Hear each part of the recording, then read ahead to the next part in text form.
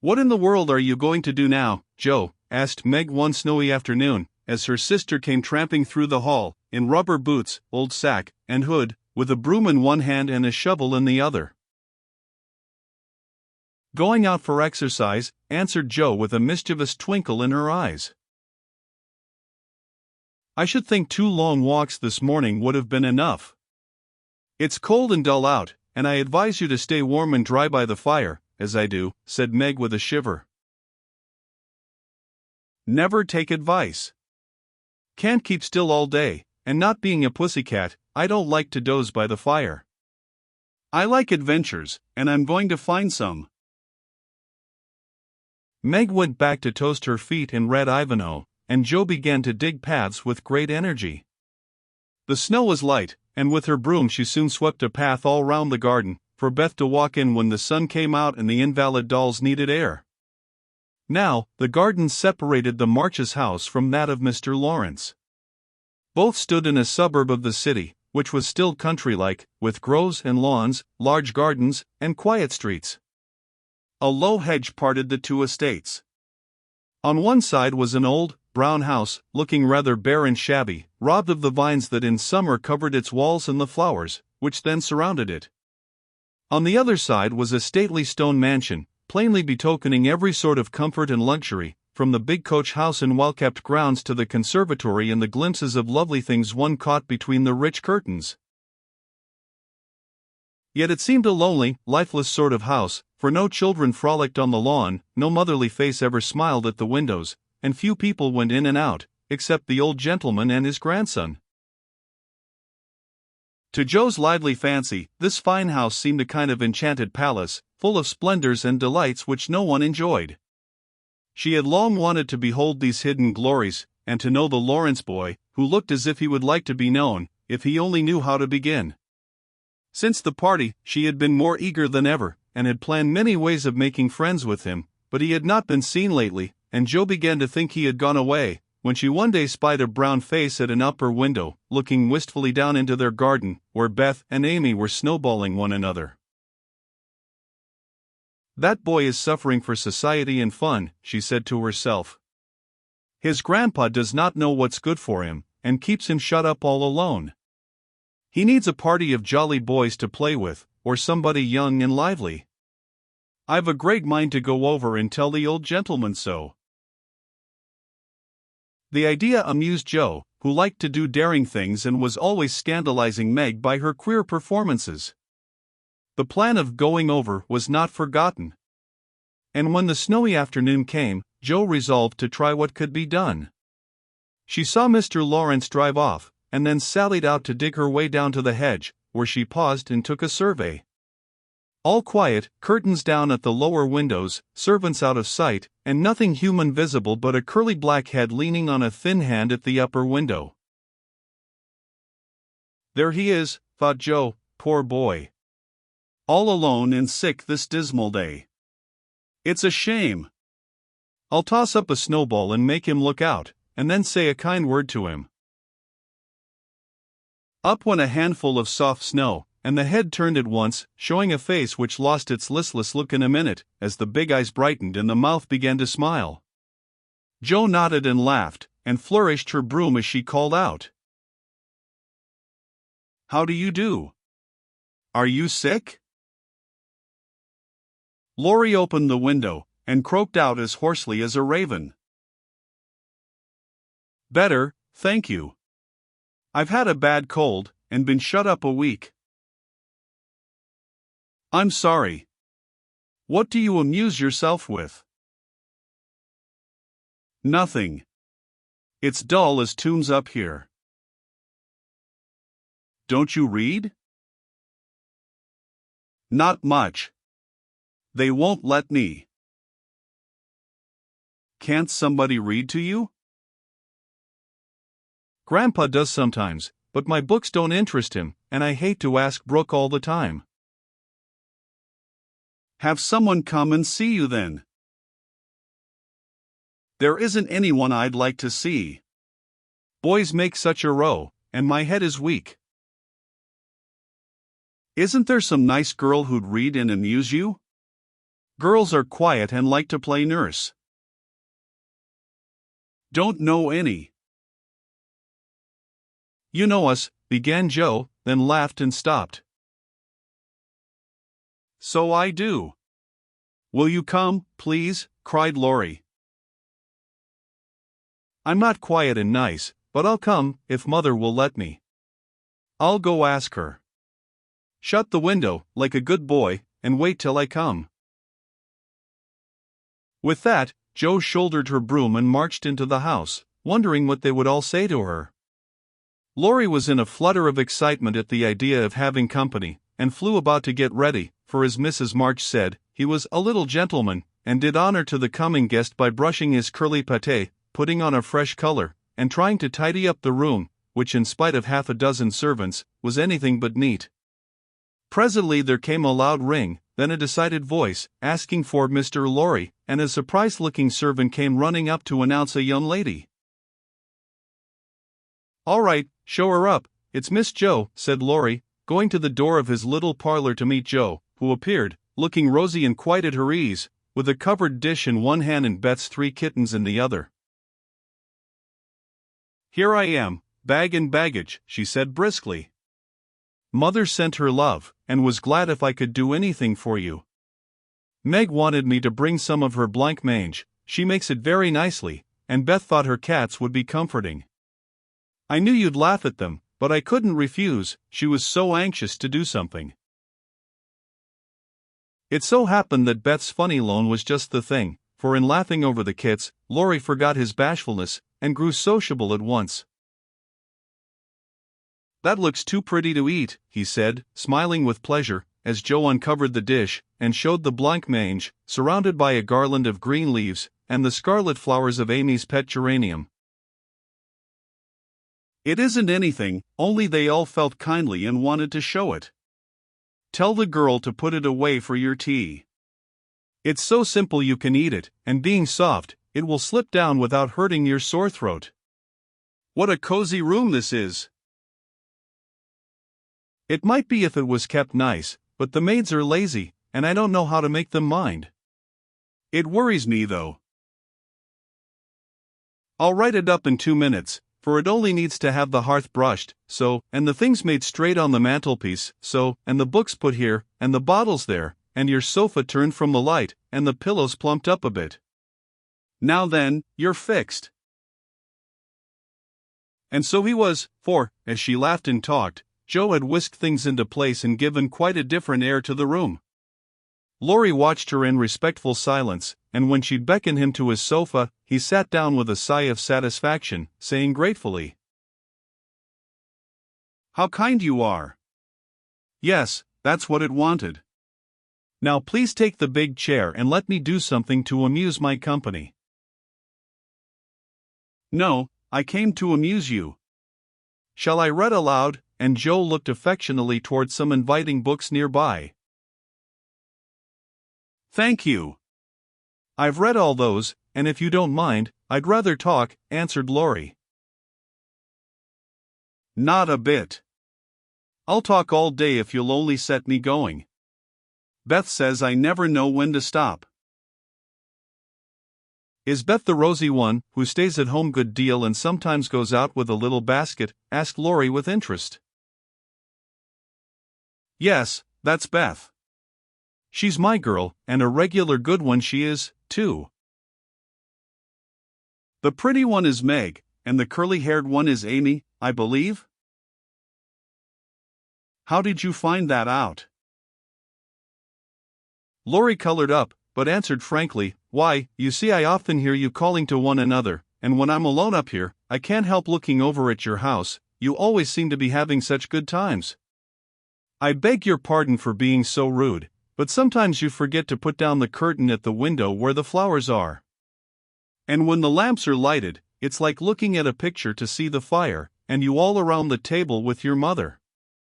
Her face is right opposite, and it looks so sweet behind the flowers, I can't help watching it.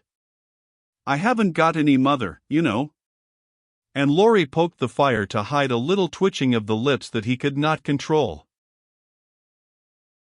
The solitary, hungry look in his eyes went straight to Joe's warm heart. She had been so simply taught that there was no nonsense in her head, and at 15 she was as innocent and frank as any child. Laurie was sick and lonely, and feeling how rich she was in home and happiness, she gladly tried to share it with him. Her face was very friendly and her sharp voice unusually gentle as she said, "We'll never draw that curtain anymore, and I give you leave to look as much as you like. I just wish, though, instead of peeping, you'd come over and see us. Mother is so splendid, she'd do you heaps of good, and Beth would sing to you if I begged her to, and Amy would dance. Meg and I would make you laugh over our funny stage properties, and we'd have jolly times. Wouldn't your grandpa like you?" "I think he would, if your mother asked him. He's very kind, though he does not look so, and he lets me do what I like, pretty much, only he's afraid I might be a bother to strangers," began Laurie, brightening more and more. "We are not strangers, we are neighbors, and you needn't think you'd be a bother. We want to know you, and I've been trying to do it this ever so long. We haven't been here a great while, you know, but we have got acquainted with all our neighbors but you. You see, Grandpa lives among his books, and doesn't mind much what happens outside. Mr. Brooke, my tutor, doesn't stay here, you know, and I have no one to go about with me, so I just stop at home and get on as I can." "That's bad. You ought to make an effort and go visiting everywhere you are asked, then you'll have plenty of friends, and pleasant places to go to. Never mind being bashful. It won't last long if you keep going." Laurie turned red again, but wasn't offended at being accused of bashfulness, for there was so much goodwill in Joe it was impossible not to take her blunt speeches as kindly as they were meant. "Do you like your school?" asked the boy, changing the subject, after a little pause, during which he stared at the fire and Joe looked about her, well pleased. "Don't go to school, I'm a businessman, girl, I mean. I go to wait on my great-aunt, and a dear, cross old soul she is, too," answered Joe. Laurie opened his mouth to ask another question, but remembering just in time that it wasn't manners to make too many inquiries into people's affairs, he shut it again, and looked uncomfortable. Joe liked his good breeding, and didn't mind having a laugh at Aunt March, so she gave him a lively description of the fidgety old lady, her fat poodle, the parrot that talked Spanish, and the library where she reveled. Laurie enjoyed that immensely, and when she told about the prim old gentleman who came once to woo Aunt March, and in the middle of a fine speech, how Pole had tweaked his wig off to his great dismay, the boy lay back and laughed till the tears ran down his cheeks, and a maid popped her head in to see what was the matter. "Oh, that does me no end of good. Tell on, please," he said, taking his face out of the sofa cushion, red and shining with merriment. Much elated with her success, Joe did tell on, all about their plays and plans, their hopes and fears for father, and the most interesting events of the little world in which the sisters lived. Then they got to talking about books, and to Joe's delight, she found that Laurie loved them as well as she did, and had read even more than herself. "If you like them so much, come down and see ours. Grandfather is out, so you needn't be afraid," said Laurie, getting up. "I'm not afraid of anything," returned Joe, with a toss of the head. "I don't believe you are," exclaimed the boy, looking at her with much admiration, though he privately thought she would have good reason to be a trifle afraid of the old gentleman, if she met him in some of his moods. The atmosphere of the whole house being summer-like, Laurie led the way from room to room, letting Joe stop to examine whatever struck her fancy. And so, at last they came to the library, where she clapped her hands and pranced, as she always did when especially delighted. It was lined with books, and there were pictures and statues, and distracting little cabinets full of coins and curiosities, and sleepy hollow chairs, and queer tables, and bronzes, and best of all, a great open fireplace with quaint tiles all round it. "What richness," sighed Joe, sinking into the depth of a velour chair and gazing about her with an air of intense satisfaction. "Theodore Lawrence, you ought to be the happiest boy in the world," she added impressively. "A fellow can't live on books," said Laurie, shaking his head as he perched on a table opposite. Before he could say more, a bell rang, and Joe flew up, exclaiming with alarm, "Mercy me! It's your grandpa!" "Well, what if it is?" "You are not afraid of anything, you know," returned the boy, looking wicked. "I think I am a little bit afraid of him, but I don't know why I should be." "Marmee said I might come, and I don't think you're any the worse for it," said Joe, composing herself, though she kept her eyes on the door. "I'm a great deal better for it, and ever so much obliged. I'm only afraid you were very tired of talking to me." "It was so pleasant, I couldn't bear to stop," said Laurie gratefully. "The doctor to see you, sir," and the maid beckoned as she spoke. "Would you mind if I left you for a minute?" "I suppose I must see him," said Laurie. "Don't mind me. I'm happy as a cricket here," answered Joe. Laurie went away, and his guest amused herself in her own way. She was standing before a fine portrait of the old gentleman when the door opened again, and without turning, she said decidedly, "I'm sure now that I shouldn't be afraid of him, for he's got kind eyes, though his mouth is grim, and he looks as if he had a tremendous will of his own. He isn't as handsome as my grandfather, but I like him." "Thank you, ma'am," said a gruff voice behind her, and there, to her great dismay, stood old Mr. Lawrence. Poor Joe blushed till she couldn't blush any redder, and her heart began to beat uncomfortably fast as she thought what she had said. For a minute a wild desire to run away possessed her, but that was cowardly, and the girls would laugh at her, so she resolved to stay and get out of the scrape as she could. A second look showed her that the living eyes, under the bushy eyebrows, were kinder even than the painted ones, and there was a sly twinkle in them, which lessened her fear a good deal. The gruff voice was gruffer than ever, as the old gentleman said abruptly, after the dreadful pause, "So you're not afraid of me, hey?" "Not much, sir." "And you don't think me as handsome as your grandfather?" "Not quite, sir." "And I've got a tremendous will, have I?" "I only said I thought so." "But you like me in spite of it?" "Yes, I do, sir." That answer pleased the old gentleman.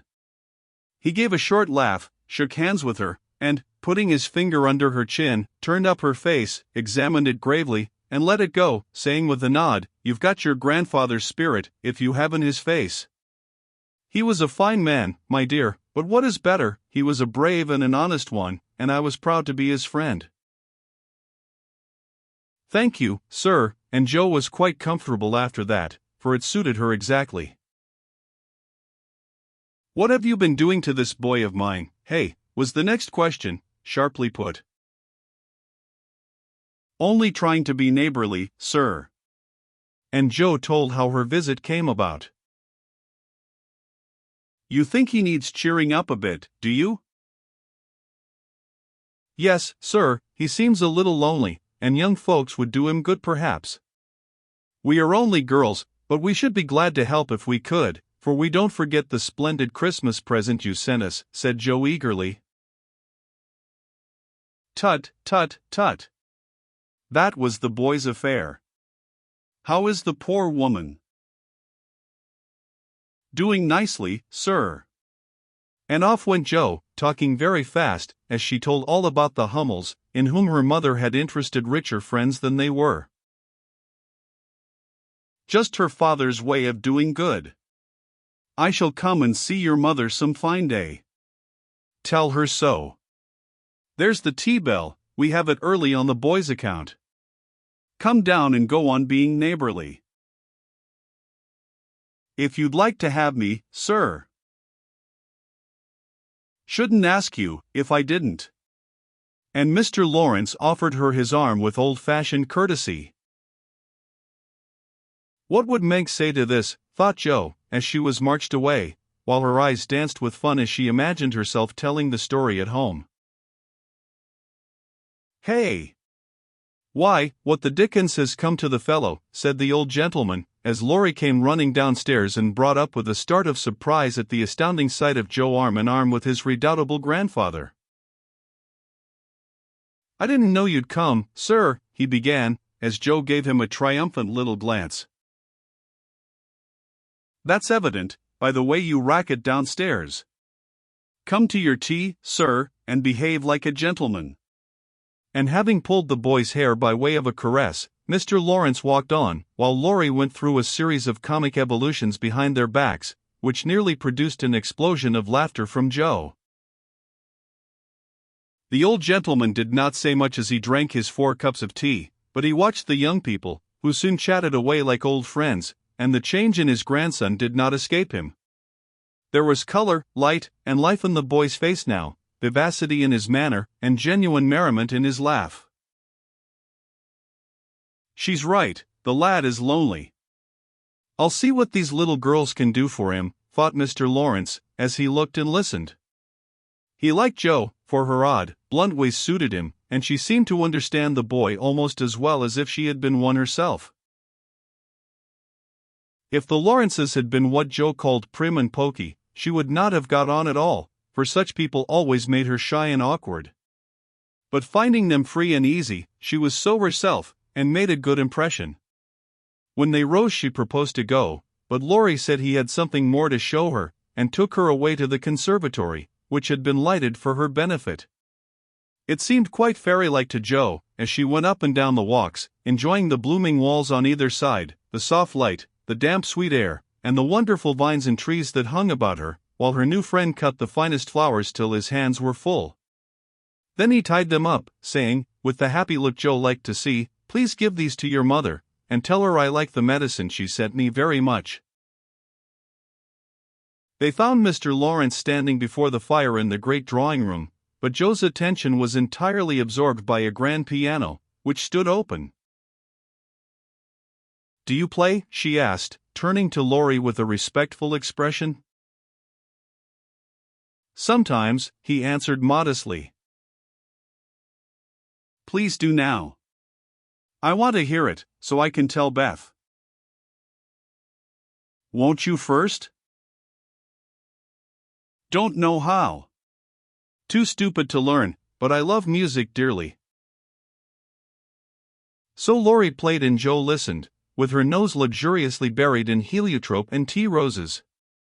Her respect and regard for the Lawrence boy increased very much, for he played remarkably well and didn't put on any airs. She wished Beth could hear him, but she did not say so, only praised him till he was quite abashed, and his grandfather came to his rescue. That will do, young lady. Too many sugar plums are not good for him. His music isn't bad, but I hope he will do as well in more important things." "Going? Well, I'm much obliged to you, and I hope you'll come again. My respects to your mother. Good night, Dr. Joe." He shook hands kindly, but looked as if something did not please him. When they got into the hall, Joe asked Laurie if she had said something amiss. He shook his head. "No, it was me. He doesn't like to hear me play." "Why not?" "I'll tell you some day. John is going home with you, as I can't." "No need of that. I am not a young lady, and it's only a step. Take care of yourself, won't you?" "Yes, but you will come again, I hope?" "If you promise to come and see us after you are well." "I will." "Good night, Laurie." "Good night, Joe, good night." When all the afternoon's adventures had been told, the family felt inclined to go visiting in a body, for each found something very attractive in the big house on the other side of the hedge. Mrs. March wanted to talk of her father with the old man who had not forgotten him, Meg longed to walk in the conservatory, Beth sighed for the grand piano, and Amy was eager to see the fine pictures and statues. "Mother, why didn't Mr. Lawrence like to have Laurie play?" asked Joe, who was of an inquiring disposition. "I am not sure, but I think it was because his son, Laurie's father, married an Italian lady, a musician, which displeased the old man, who was very proud. The lady was good and lovely and accomplished, but he did not like her, and never sought his son after he married. They both died when Laurie was a little child, and then his grandfather took him home. I fancy the boy, who was born in Italy, is not very strong, and the old man is afraid of losing him, which makes him so careful. Laurie comes naturally by his love of music, for he is like his mother, and I dare say his grandfather fears that he may want to be a musician. At any rate, his skill reminds him of the woman he did not like, and so he glowered as Joe said." "Dear me, how romantic," exclaimed Meg. "How silly," said Joe. "Let him be a musician if he wants to, and not plague his life out sending him to college, when he hates to go. That's why he has such handsome black eyes and pretty manners, I suppose." "Italians are always nice," said Meg, who was a little sentimental. "What do you know about his eyes and his manners?" "You never spoke to him, hardly," cried Joe, who was not sentimental. "I saw him at the party, and what you tell shows that he knows how to behave. That was a nice little speech about the medicine mother sent him." "He meant the blanc mange, I suppose."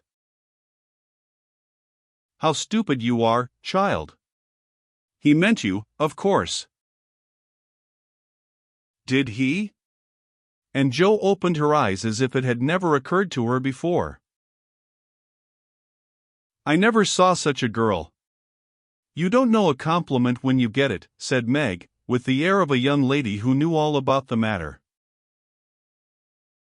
"I think they are great nonsense, and I'll thank you not to be silly and spoil my fun.